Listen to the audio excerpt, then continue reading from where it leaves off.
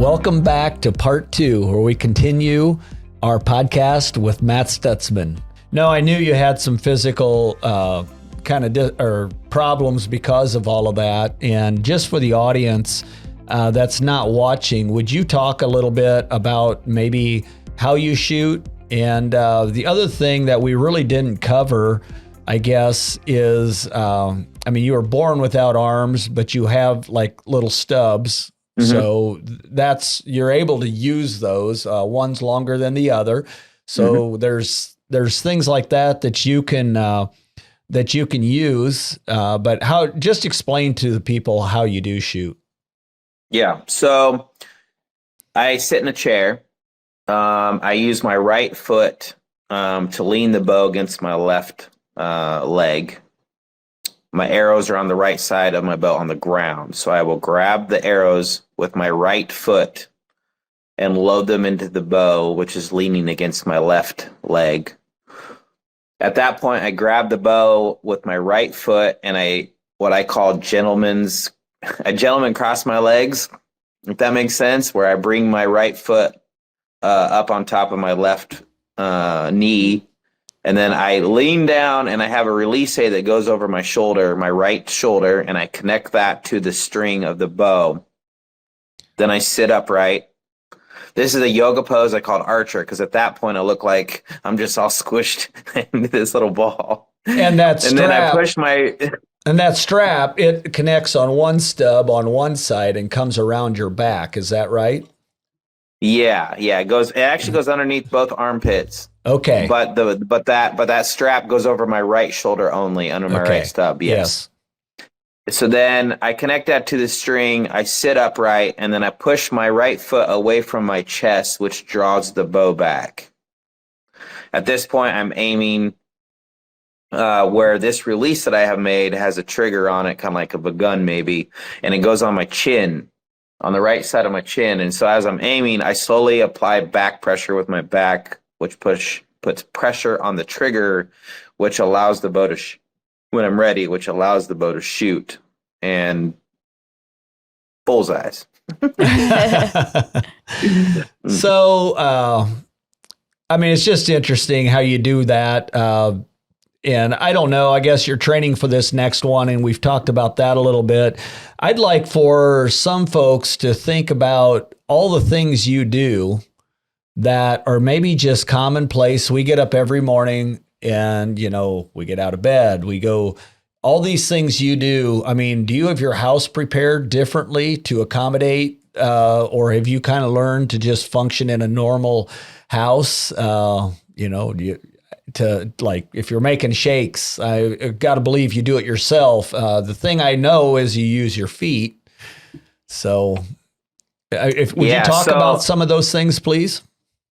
Sure. So I do a lot of motivational speaking. Yes. And one of the things that I like to tell people is that if you were to come into my house, besides a picture on the wall, you would not know that a guy with that arm lives there. Mm-hmm. Everything in my house is normal. Nothing in my house is modified. I use the same type of toothbrush everybody else uses. I eat with my feet, right? So I hold the fork in my right foot and my toes. I shave myself. I shower myself. I dress myself. I make my own shakes. I do everything. I build my own arrows for my equipment. I set up my own bows. If you can think it, if you can think it, I can do it, right? So nothing in my house is modified whatsoever. In fact, the only thing that's actually modified is the strap that I use to shoot a bow, and that's only because it's more convenient and it's easier on my body than if I had to grab the string with my teeth. My bow, you could shoot. You could shoot my bow. That's what's cool, What draw length do you have? It's a little long. This is 32, almost 33. Yeah, I probably couldn't shoot a little long. No, I think there's a lot of things like that folks don't think about. Even just using your phone, driving. There's a lot of YouTube clips out there. I don't see people do much of anything for you at all. The dedication and the preparation that you put into this is nothing short of inspiring. You talked a little bit about doing motivational speaking. I always try to figure out, someday I want you at one of our events. I'm trying to figure out how to make that work and be in the right facility so it can actually happen. Tell us about what type of groups you talk to and what you do at those events.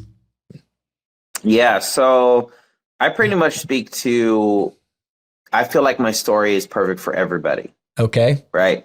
So I do from corporate events, like I've spoken to, Amazon and Google and like big companies, right? All the way down to schools. Right. We went to Paris and we went and talked to probably, a couple schools over there.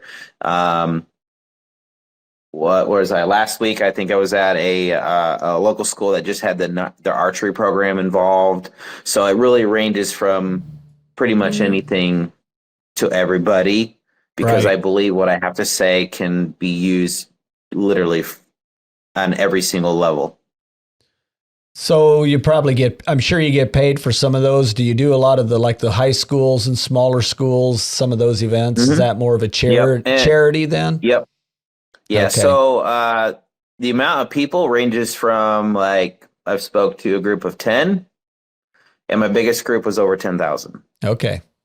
So if that, anybody, any school, like, I'm open to anybody that would like to have me come in and talk, like, I believe what I have to say can help. In fact, I believe now, and this sounds crazy, kind of, but not in my mind, but I believe that archery and the things that I have done and were able to be successful at were just stepping stones to really what I'm supposed to do in this life. Okay. And that is to talk to kids or people or companies or businesses and hopefully give them the mindset of anything is possible. And for me to be able to tell my story and change the way people look at life and make themselves a better person, I think is really what my calling is. And I believe that to this day, that's why I had to go through all this stuff in my life to get to this point. So now I can share that with everybody else by examples. Right. And then how you overcome it and move on. Right. Now, I wrote a book last year, and the very first thing I address in there is the importance of discovering our life's mission or purpose and having a purpose statement or a mission statement. And I think it took me, you said it took you a long time. It took me a lot longer to figure that out, to what I was supposed to be doing. But for you to be inspired to, because I hear you bring up kids a lot and all people, but you bring up kids as well. Do you have any things in your past as a teenager, a younger person, that you feel like if I would have had somebody like myself speak to, and I could have seen this, are there stories like that you feel draw you to that group of people because it would have been beneficial for you if you'd have had an example like this? I think about that sometimes, but for me specifically, I've heard, I met a guy named Tony Melendez when I was younger, and he had no arms and played guitar. And he told me some things or whatever, but for the most part, for me, I just didn't relate to any of the speakers because when I was younger, because I would see somebody with hands come in and talking about experiences, and I would think, but they still have hands. Right. It's kind of like, so for me, my mindset, so I had to go through experience it on my own to really understand. But thinking back now, if I were to would have wanted somebody to come in and really make an impact, so like I understood, it would probably be, around my 18 to 20 years of age. I was kind of more mature then, and I wasn't, I was thinking better at that point and could really soak in when people would tell me things, right? Like, oh, I get it now. That makes sense to me. Right. So I always feel like those are the people that when I talk to, I can kind of influence the most. Right. Because they're more willing and ready to hear the message. And you probably have, when you were growing up, I don't think it was nearly as common. Internet's changed a lot of this. I mean, today we have veterans with no legs. We have veterans with no arms, or one or the other, and what have you. There's a lot more publicity about the disabilities and things people experience. So I think that makes a difference too. And it might be hard for these teenagers today to even understand what it was like really pre-internet. Email was a new thing back then. Some of the other things that I know have happened to you, and I'd like to know the story behind this, and I'm kind of running away with this. Are you okay here? No, you're fine. Iowa has named September 23rd as it officially being Matt Stutzman Day. How did that come about, and what does that mean to you? But I'd really like to know what led up to that to start with, and if you could kind of categorically give us the inspiration behind all of that. It was given to me by the governor of Iowa. It was after I had finished my Olympic and Paralympic run in 2012. Okay. And I had come back, and I wanted to give back to the city of Fairfield. Mm-hmm. And this sounds different in my head, how I had it planned. So up until that point, for the years and years and years prior of me living in the area, nobody would give me a chance. Nobody would believe that I could do anything. And I couldn't get a job in my own hometown. And the second I won at the games, when I got back into town, the whole town showed up, like all of a sudden. And instead of me deciding that I was going to hold a grudge against all these people who wouldn't give me a chance, I decided to host an event that was free and tell everybody about my experience and thank them for pushing me. Because when if they would have hired me, I wouldn't have been there, right? Like I took it as in like, and I wanted to thank everybody. So I hosted an event at the fairgrounds, and the whole town showed up. I was there for an hour. It was an amazing event. And I didn't know this at the time, but the word had gotten around to the governor. And because of all that, they had decided that they were going to give me Matt Stutzman Day. And I didn't know it at the time. So after I was done with everything, of course, he came on stage and his limos or whatever. It surprised me. So what do you do to celebrate that every day? What's your, how do you? I mean, honestly, it's, I don't know. It's just a normal day. And I don't put a lot of stock into like medals, and like I got tons of medals and trophies. And if you ask me where my like Olympic medals are, they're in a glove box in my truck or something like that, because if I get pulled over, I could show it to them. But for me, the reason like the Matt Stutzman Day, I mean, that's kind of cool. And I feel like it's more important, and it means a lot more to my family members. But for me, I'm doing it because I want to provide for my family. Okay. Right. So having trophies and medals, I don't know. It feels weird to brag about them. It feels weird to talk about them. I will post on social media on my on that day. I will post something goofy like, today's Matt Stutzman Day. I challenge everybody to try to eat cereal with their feet or something like that. Right. It's just something of that nature. But for the most part, like I don't know. It's not something you put a lot into. In it. Well, but if people know your story and everything that you've overcome and accomplished, that can really be, inspirational to so many. when you think about it that way, instead of, oh gosh, it's a day with my name on it. Well, heck yeah, it's a day with your name on it. Look how inspiring you have been to people across the world, not just Fairfield, Iowa. Right. Yeah. I agree with you. I feel like it's just another stepping stone for my ultimate, what I'm put on the planet, on this earth to do. And that's just, it brings more credibility to my story to be able to get in, talk to these people and really encourage them.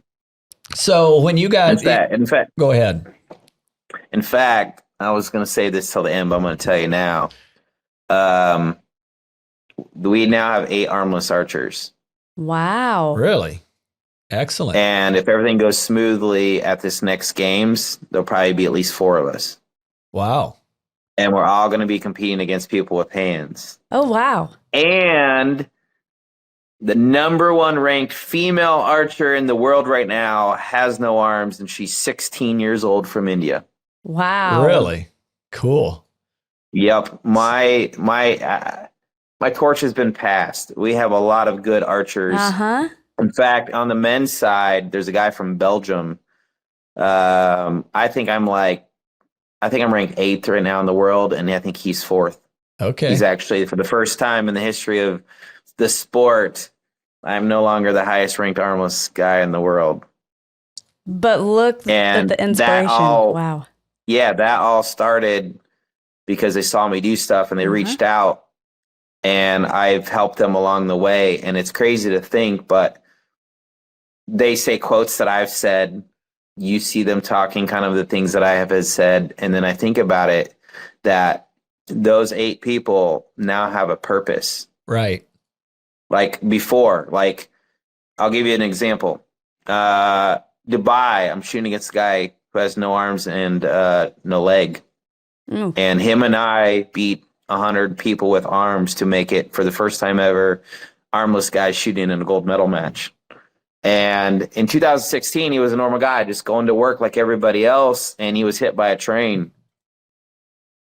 And he spent a year rehabbing and trying to find a job a year after that, and nobody would hire him. And he was sitting on the couch one day, and they were showing on TV, they had we had World Championships in the Netherlands, 2019, and I was in the bronze match against people with arms, and he was watching, and he saw that, and he reached out, and now he has a purpose. And look at him. Right. 2022 made it to World Championship finals.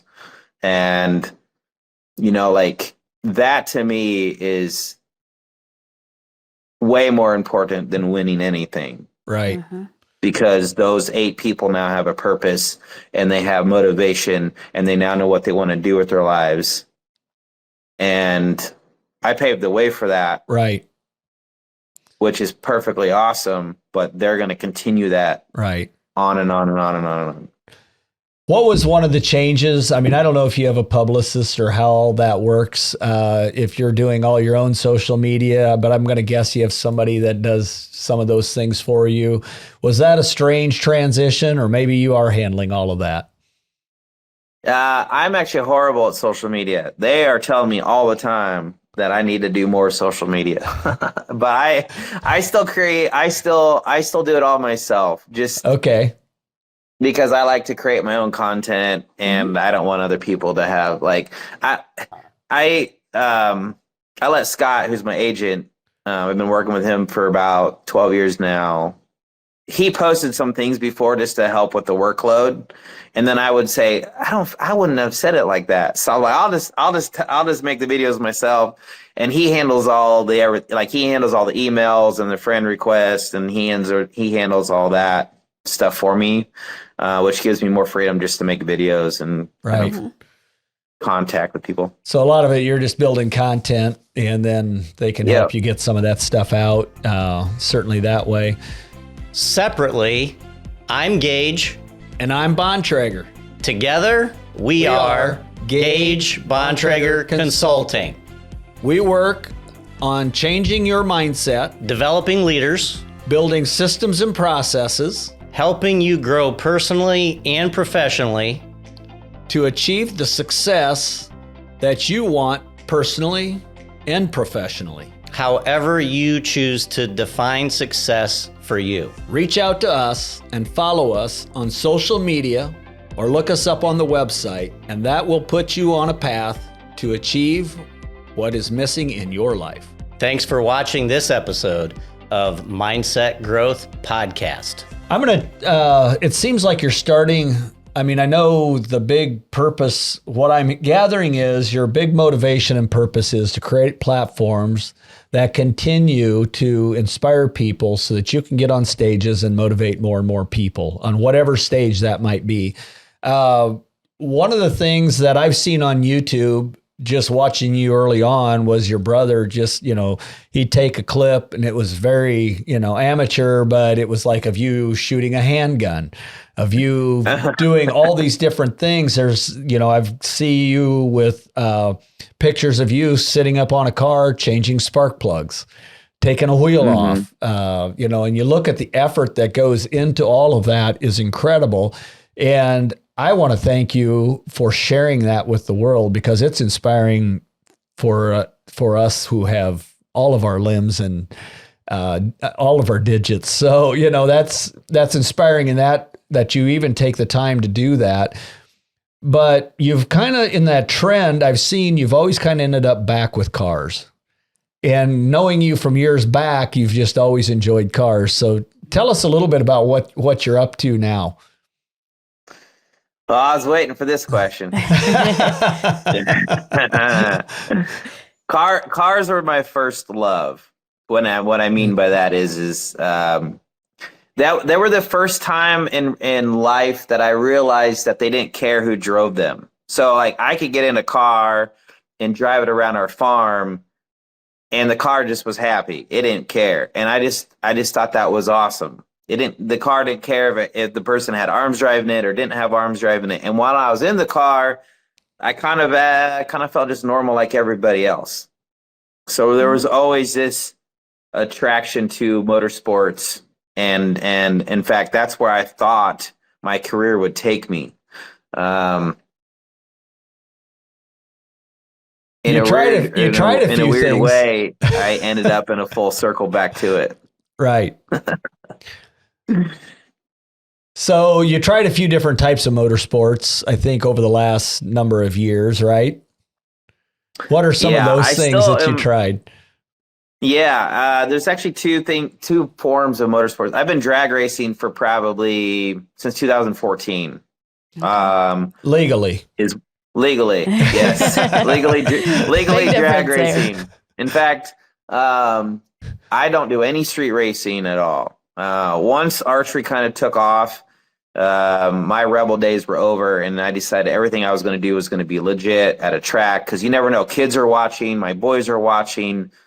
Good example here. So everything was, legally and done legally. So 2014, I started drag racing, and that kind of grew into where I'm at now. And I do another form of drag racing called redneck rally racing, which is very, very fun. It's basically you take a car on a motocross track. So you're ramping it and also all sorts of stuff. And I've actually been really successful at that too. In Iowa, it's so popular that there are a lot of a lot of town fairs are getting rid of demolition derbies, and they're starting to do redneck rally racing. So there'll be 7 to 8 races a year. Sometimes there'll be 140, 150 cars that show up in one class, and it takes 2 nights to finish the race.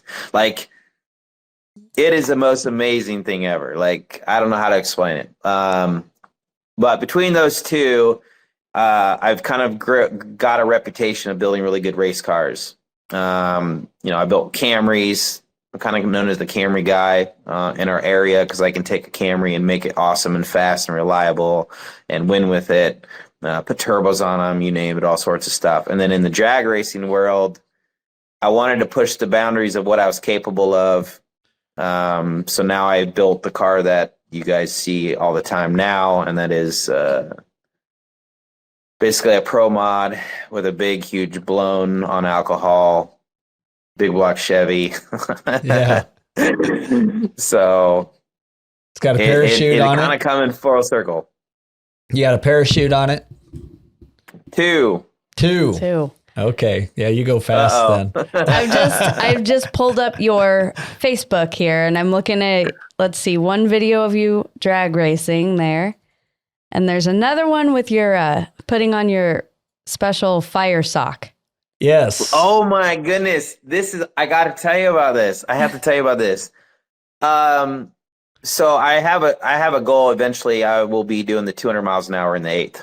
Okay. But in order for me to get there, I have to have the appropriate safety stuff. Mm-hmm. So I got that yesterday from Stand 21, and they custom made me a SFI 20 rating, which is the highest level of fireproof sock. And they made it to fit like a glove. Uh-huh. And that's the first time that's ever been done before, because in the drag racing world, I'm just like an archer. I'm breaking new boundaries to stuff that nobody's ever done before. I'm paving the way for the next guy. And they sent that to me yesterday, and I had to make a video because that glove allows me to go faster than 160 miles an hour in the 8th. Okay. Wow. So now I can start creeping up on 200. Now I can start creeping up onto my ultimate goals of where I want to be, because up to this point in my career with racing, that was the limiting factor. Okay. Was that specific glove. So now they've built it. Extremely happy. I seen that. Wow. I seen the video you put up last night of putting it on, and even what struck me was, I don't know, it was who was with you, but they were wanting to reach over and help, and you were like, I could tell you're like, nope, I'm doing this. You put the whole thing on, Velcro it down. It was awesome to see. It's fun. I'm happy that you could do that. I didn't realize that some of that other redneck racing or whatever. I knew you did some racing, but I didn't realize that's what you were doing there.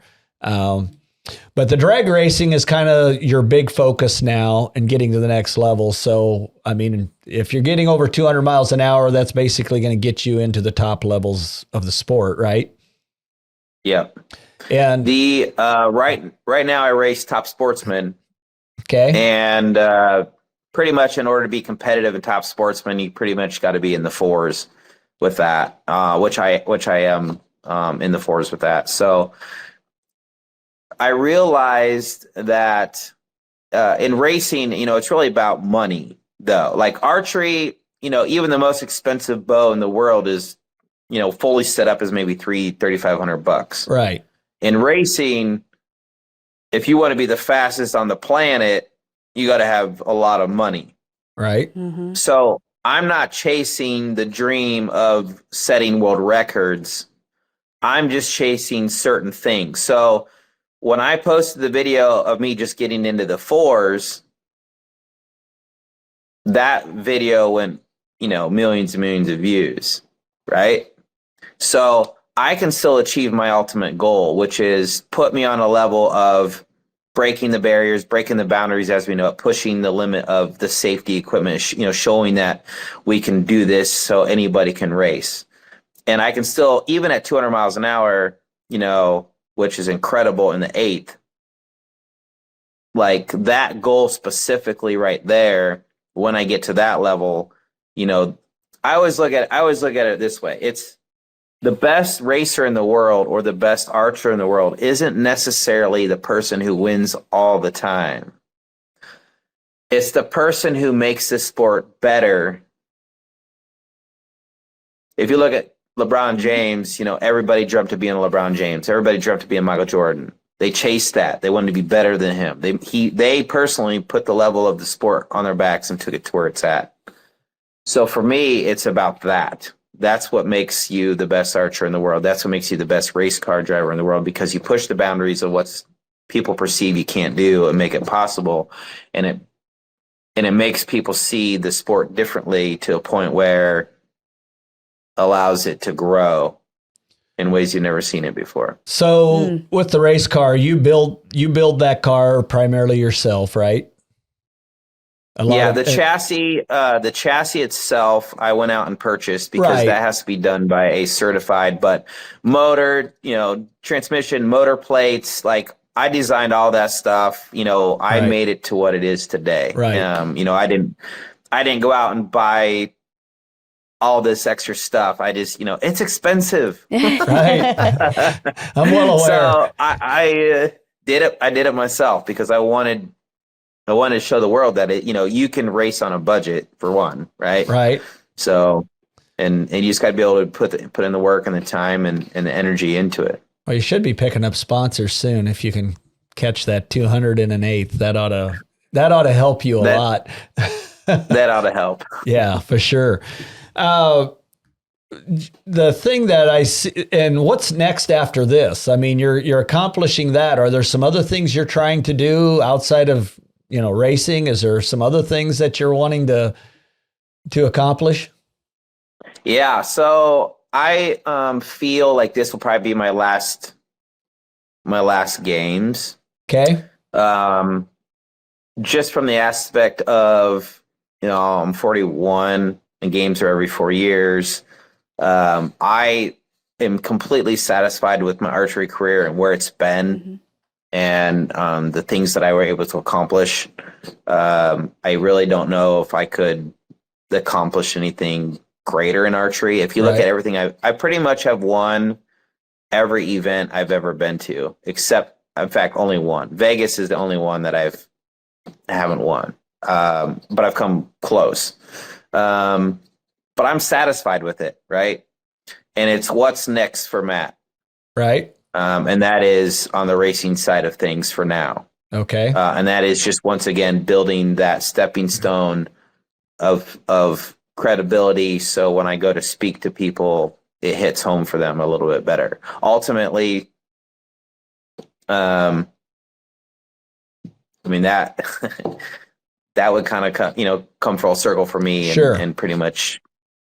There are some programs and things that I'm working on as far as television is concerned. Maybe taking more of a host role for special events, big events, Olympics, and that kind of stuff. Awesome.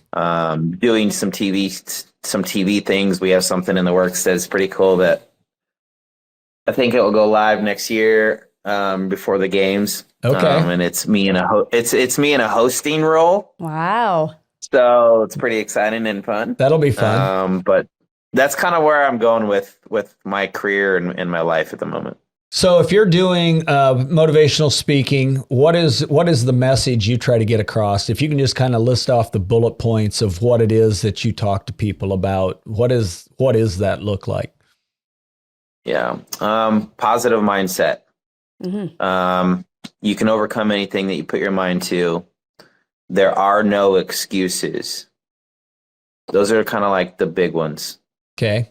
I believe that if being born without arms and told that I couldn't do anything in my life and that it was going to cost millions of dollars and I literally was going to be a nobody, and everything I've ever tried, I failed at until I got essentially into archery.